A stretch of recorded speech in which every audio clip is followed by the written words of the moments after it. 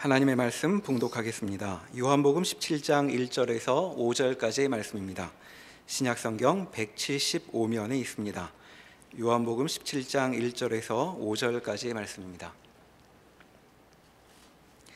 예수께서 이 말씀을 하시고 눈을 들어 하늘을 우러러 이르시되 아버지여 때가 이르렀사오니 아들을 영화롭게 하사 아들로 아버지를 영화롭게 하게 하옵소서.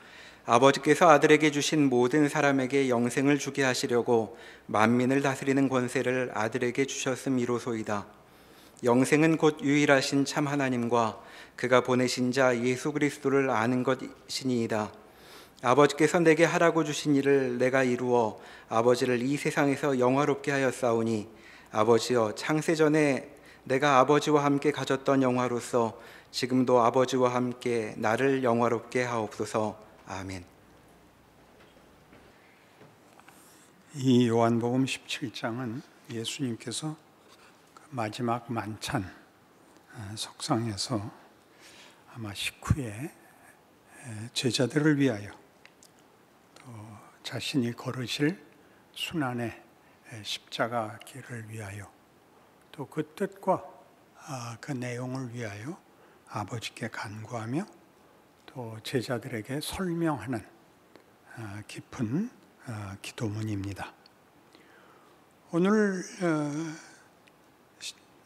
본문으로 삼은 1절에서 5절까지는 주로 영광에 관한 그 표현이 집중적으로 나오고, 이제 중간에는 아버지께서 나를 보내신 것 같이 나도 너희를 보낸다 하는 삼위일체의 사역에 관한 얘기가 나오고, 마지막에는 우리가 하나인 것 같이 저들도 하나가 되어 우리 안에 있게 하소서 하는 연합에 관한 말씀이 나옵니다. 매우 중요한 기독교 신앙의 본질적이고 핵심되는 내용이니까 앞으로 오늘을 포함해서 3번에 걸쳐 이 예수님의 기도가 가지는 이 큰 내용을 확인해 보기로 합시다. 예수의 영화로움, 아버지요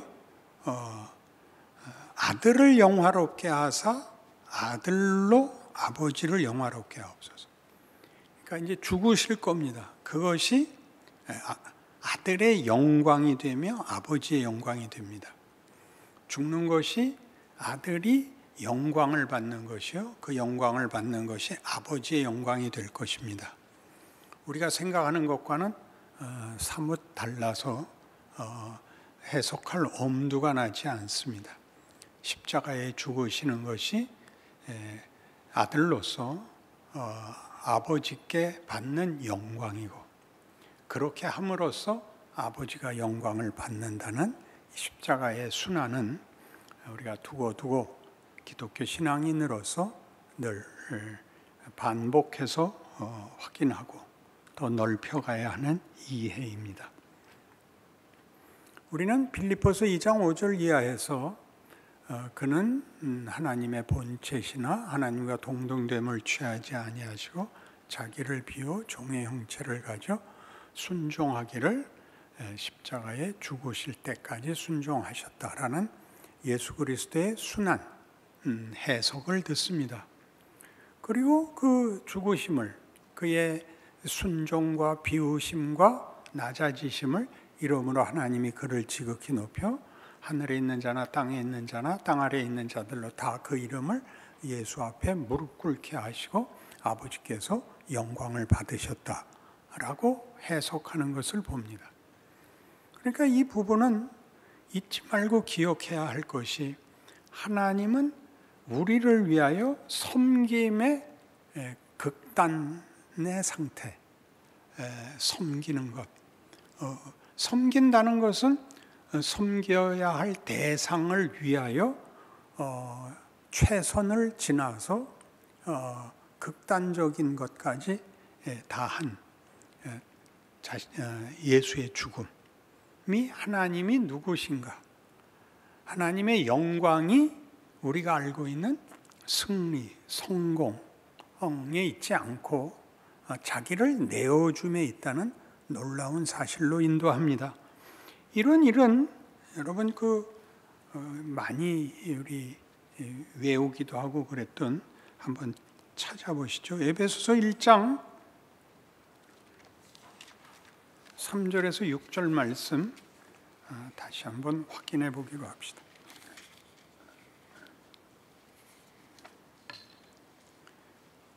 에베소서 1장 3절에서 6절입니다.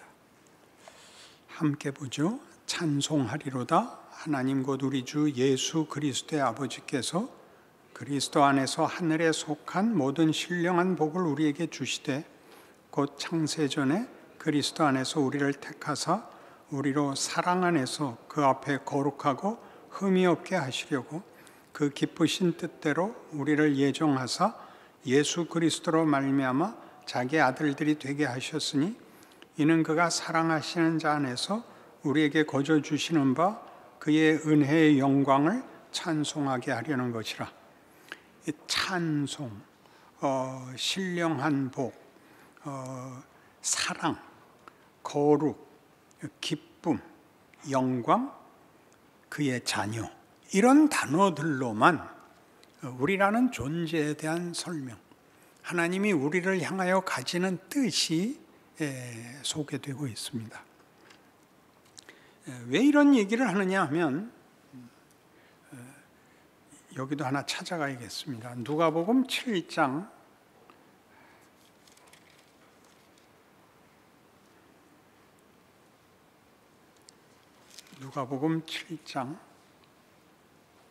36절 이하의 말씀을 보겠습니다.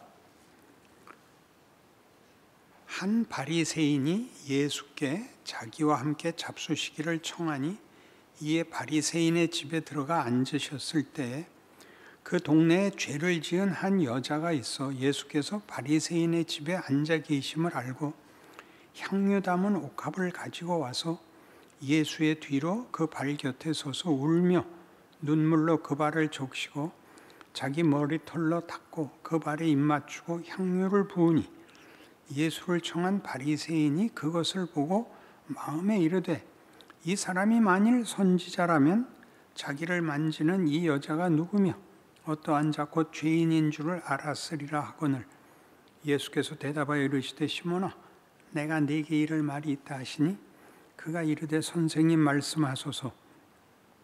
이르시되 빚 주는 사람에게 빚진 자가 둘이 있어 하나는 500데나리온을 줬고 하나는 50데나리온을 줬는데 갚을 것이 없으므로 둘 다 탕감하여 주었으니 둘 중에 누가 그를 더 사랑하겠느냐. 시몬이 대답하여 이르되 내 생각에는 많이 탕감함을 받은 자니이다. 이르시되 네 판단이 옳다 하시고 그 여자를 돌아보시며 시몬에게 이르시되 이 여자를 보느냐. 내가 네 집에 들어올 때 너는 내게 발 씻을 물도 주지 아니하였으되 이 여자는 눈물로 내 발을 적시고 그 머리털로 닦았으며 너는 내게 입 맞추지 아니하였으되 그는 내가 들어올 때로부터 내 발에 입 맞추기를 그치지 아니하였으며 너는 내 머리에 감람류도 붓지 아니하였으되 그는 향유를 내 발에 부었느니라. 그러므로 내가 네게 말하노니 그의 많은 죄가 사하여 줬도다. 이는 그의 사랑함이 많음이라. 사함을 받은 일이 적은 자는 적게 사랑하느니라. 이에 여자에게 이르되 내 죄사함을 받았느니라 하시니 함께 앉아있는 자들이 속으로 말하되 이가 누구이기에 죄도 사하는가 하더라. 예수께서 여자에게 이르시되 네 믿음이 너를 구원하였으니 평안히 가라 하시니라. 요한은 그의 복음서 말미에 이런 말을 써놓습니다. 예수께서 지상생활을 하시는 동안 행하신 기적을 다 적으면 이 세상이라도 그 글을 다 담아 놓을 수 없다. 그렇게 많은 기적을 행하셨답니다. 그 중에서 골라서 요한복음을 쓴 거죠. 그러니까 모든 복음서들은 그 안에 있는 내용들이 가장 중요한 걸로만 골라서 쓴 것입니다. 그리고 다 짧습니다. 30장이 되는 게 없는 20장 어간, 누가복음 같으면 16장, 이렇게 짧은 장 속에 누가복음은 24장 속에 이 7장 31절에서 50절에 이르는 긴 이야기로 이 별것 아닌 이야기, 한 여인이 와서 예수께 향유를 붓고 머리털로 닦고 입 맞추고 예수를 초청한 바리새인이 속으로 이 사람이 진정한 선지자라면 자기에게 와서 이 발 씻는 여인이 죄인인 줄 알 텐데 왜 물리치지 않았을까? 이런 별것 아닌 이야기가 이렇게 길게 소개되어 있는가? 그런 생각을 하셔야 됩니다.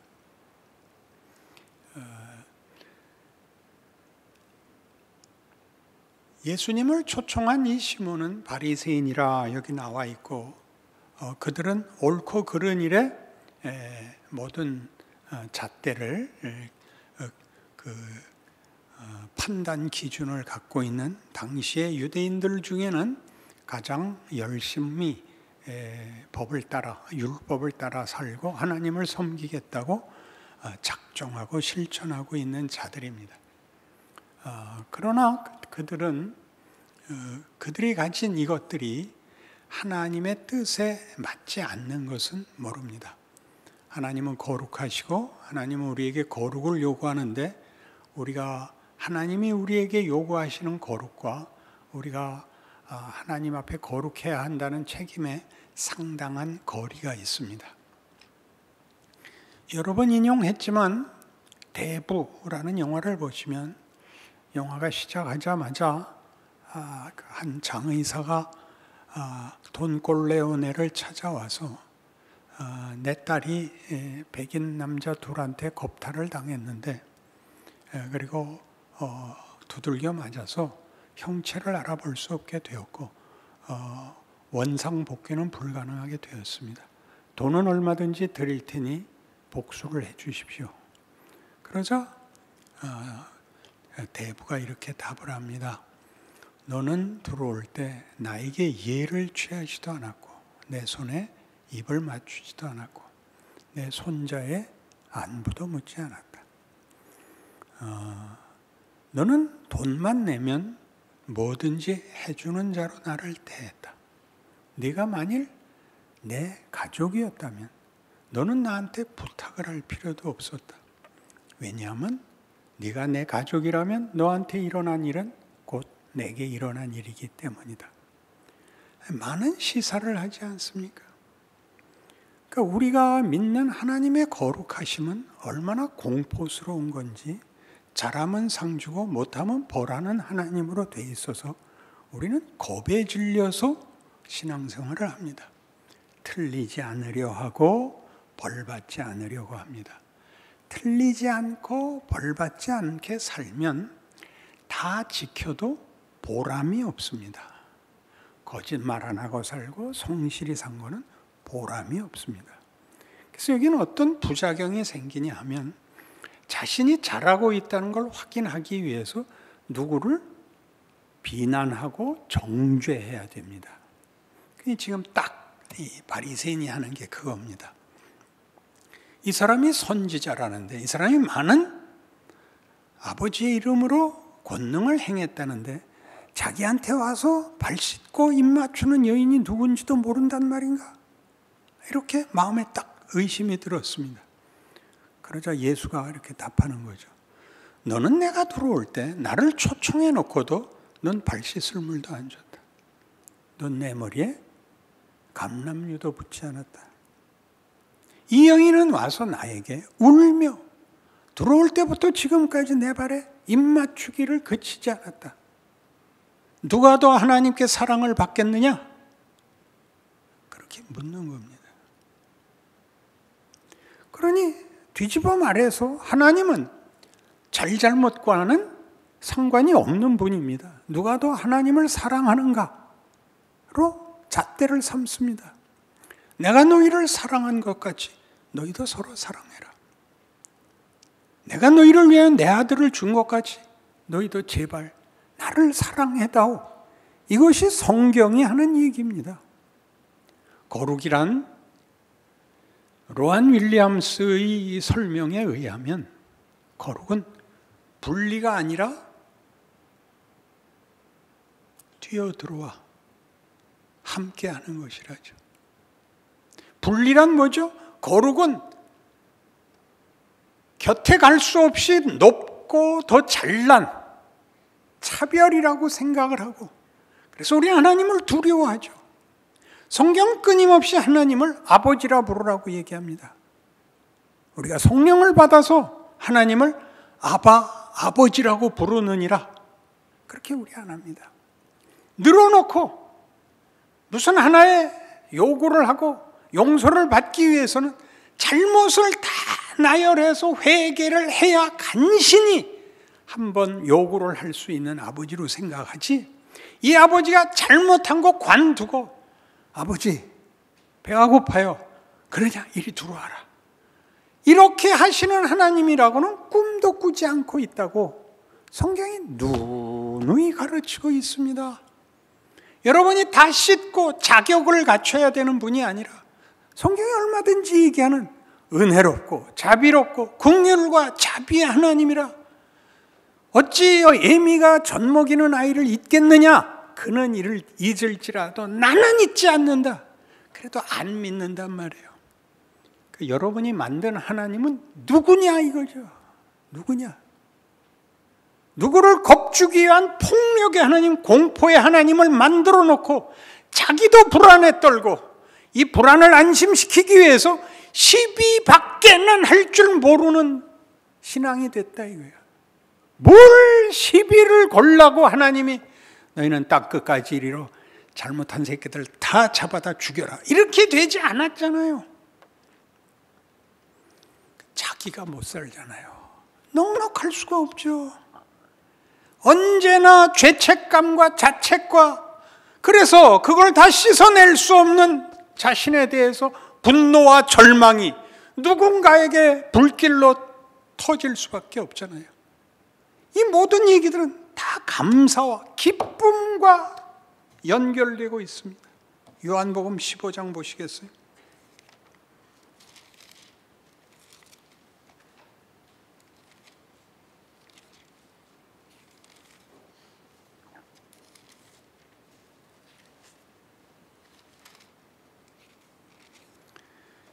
요한복음 15장 9절부터 15절까지 우리 함께 읽읍시다.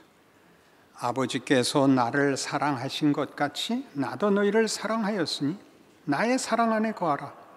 내가 아버지의 계명을 지켜 그의 사랑 안에 거하는 것 같이 너희도 내 계명을 지키면 내 사랑 안에 거하리라. 내가 이것을 너희에게 이름은 내 기쁨이 너희 안에 있어 너희 기쁨을 충만하게 하려 함이라.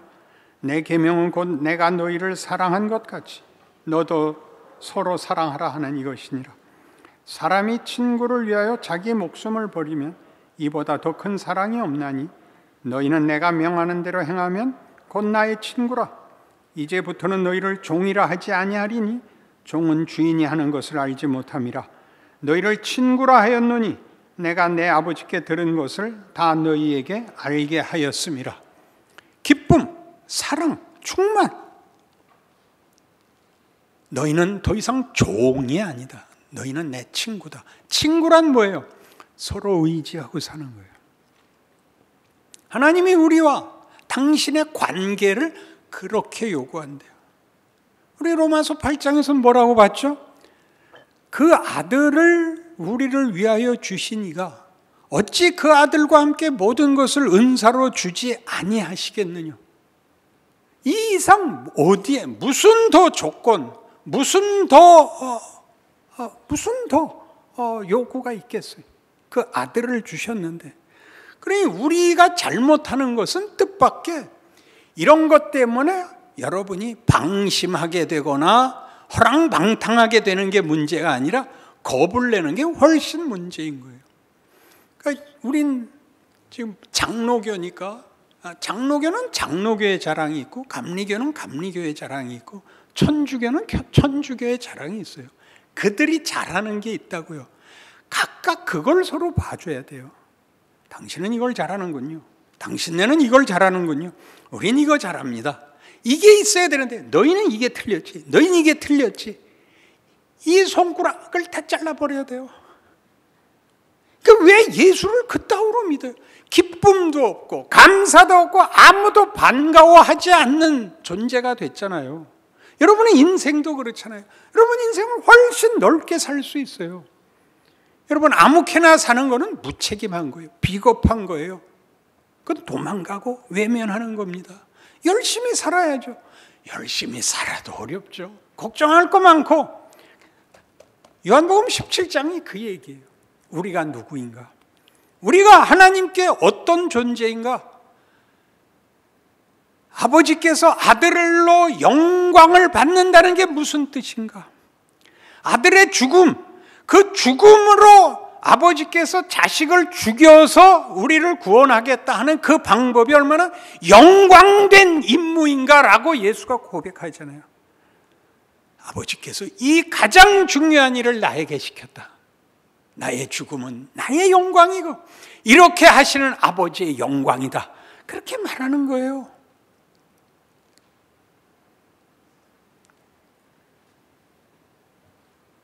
로마서 8장 14절 이하에는 이런 말이 나와요. 제가 읽을게요.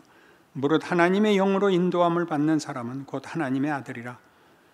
너희는 다시 무소하는 종의 영을 받지 아니하고 양자의 영을 받았으므로 우리가 아빠, 아버지라고 부르짖느니라.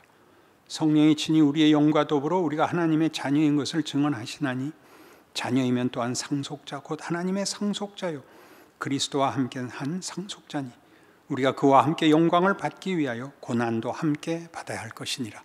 고난은 왜 오죠? 섬겨해서 와요. 지는 역할을 해야 돼요. 예수께서 그러셨던 것 같이. 그것이 예수에게 영광이었던 거 기억하신다면 지는 역할을 우리에게 맡겼다는 것은 영광이죠. 네가 하나 짐으로써 저 모두를 영광된 자리에 함께 데리고 와라. 이게 우리 인생이고 현실이라는 것이죠. 여기 성경이 약속하는 우리의 정체성, 우리의 운명, 우리의 책임이 녹아있는 것입니다. 오죽하면 하나님께서는 우리를 향해서 요한복음 1장 13절에서는 영접하는 자, 곧 그 이름을 믿는 자들에게는 하나님의 자녀가 되는 권세라고 얘기했습니다. 이 권세는 권력적이지 않죠. 예수님께서 십자가에 죽는 것이 영광이었고 아버지의 영광을 드러내는 것이었듯이 그가 가진 모든 권세는 마태복음 28장 18절 잘 외우시는 말씀같이 아버지께서 하늘과 땅의 모든 권세를 내게 주셨으니 그러므로 너희는 가서 모든 족속으로 제자를 삼아 성부와 성자와 성령의 이름으로 세례를 주고 내가 너희에게 분부한 모든 것을 가르쳐 지키게 하라. 볼지어다 내가 세상 끝날까지 너희와 항상 함께 있을지니라. 자, 얼마나 명백해요. 근데 왜 서로 속이고 사는 거예요? 스스로를 속이고 영광과 기쁨이 없는 아무것도 아닌 비난과 저주와 절망과 분노 속에 사로잡혀서 누구를 비난해서 무슨 기쁨이 있겠어요? 그 죄인을 하나 밝혀내는 게 무슨 큰일이겠어요? 죄를 잡지 말고 이 복음을, 이 기쁨을, 이 기적을, 이 웃음을 나누도록 되어 있는데 왜 쫓아다니면서 시비인 거예요? 목사님 지난 주간에 무슨 일 있으셨어요? 여러분들에게 있었죠. 여러분들이 지난 주간에 제대로 한 번이나 통쾌하게 웃으셨어요? 세상적인 통쾌함은 누구 잡는 거죠. 우리의 통쾌함은 맞아, 이게 복음이야. 이게 신자의 존재 가치야. 그런 것들입니다.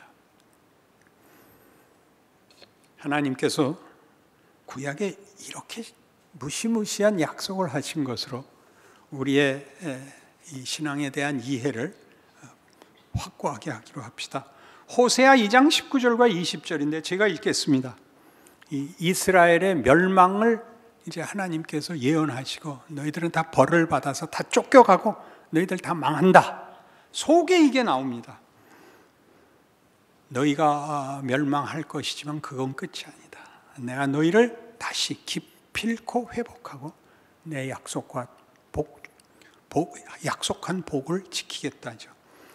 내가 네게 장가들어 영원히 살되 공의와 정의와 은총과 긍휼이 여김으로 네게 장가들며 진실함으로 네게 장가들리니 네가 여호와를 알리라. 함께 살겠대. 결혼이란 얼마나 대등한 거예요. 그 결혼이란 둘을 다시 나눌 수가 없는 거예요. 아내가 나고 내가 아내고 그러죠. 어디서 어디까지 책임을 분할하지 못해요. 기쁨과 슬픔을 동시에 느껴요. 책임을 공감해요. 하나님께서 이렇게까지 얘기하시는 존재예요. 여러분에 대한 이해를, 현실이 우리를 위협하고 시험하는 문제를 하나님이 어떤 식으로 해결하여 우리에게 기쁨과 소망과 감사와 영광을 주시는 줄을 아는 눈으로 여러분의 삶을 소중히 이겨내시고 승리하시고 자랑하시고 나누시기를 바랍니다. 기도하십시다. 하나님 아버지 은혜를 감사합니다. 우리가 하나님의 자녀이고 사랑받는 존재이니 책임 있고 담대하고 기쁨과 축복과 거룩과 영광에 대하여 우리 스스로의 충만한 것들로 세상 앞에 빛으로 생명으로 서고 살게 하여 주시옵소서. 예수님 이름으로 기도합니다. 아멘.